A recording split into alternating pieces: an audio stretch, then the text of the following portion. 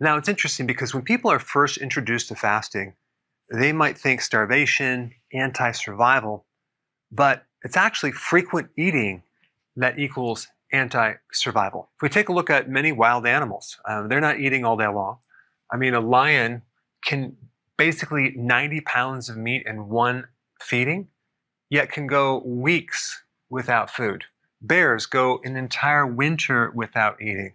And of course, when you domesticate an animal and you feed your pets too frequent, you give them treats, they get fat. And in the wild, the only fat animals like penguins, seals, whales, basically have a fat layer around them to survive in the cold waters, but they don't have the visceral fat, the fat around the organs like humans have. But humans are very similar to animals as regard to fasting. It was only within the last 10,000 years where we had the agricultural revolution did man start getting into trouble with chronic diseases.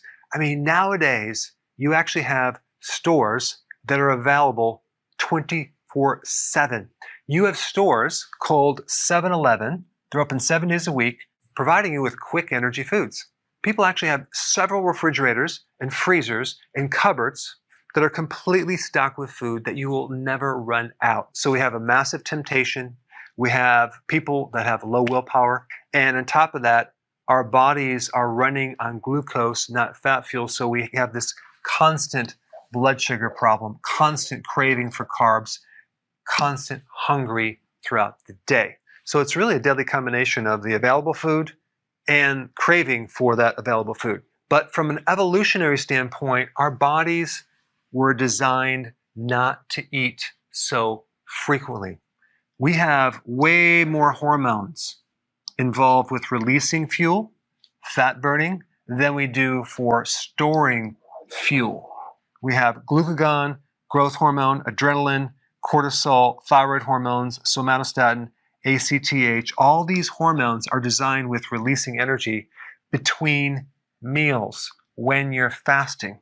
We only really have one hormone that's involved with storing extra fuel. This means that our bodies were designed to not eat so frequently. Eating too frequently goes against the very programming of our genetics. So the benefit of fasting is huge. I'm going to put a link down below of an interesting video I just released on the influence of fasting on your genetics. And if you're new to my channel, I put a link down below of how to do intermittent fasting correctly so you can get rid of your cravings to be able to have discipline and willpower while the food is still in your house. Check it out with the links down below.